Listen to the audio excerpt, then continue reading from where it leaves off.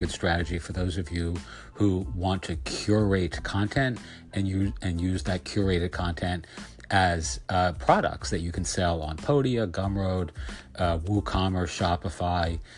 Lemon Squeezy, Buy Me a Coffee, all those sorts of platforms. Essentially, all you want to do is go to Milanote, which is free, and it'll give you the ability of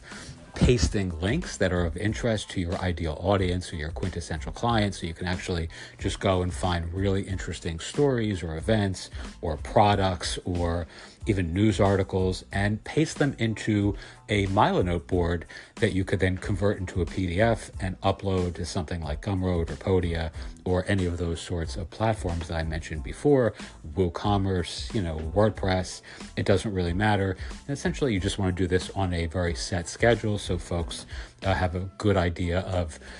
consistency is key here. So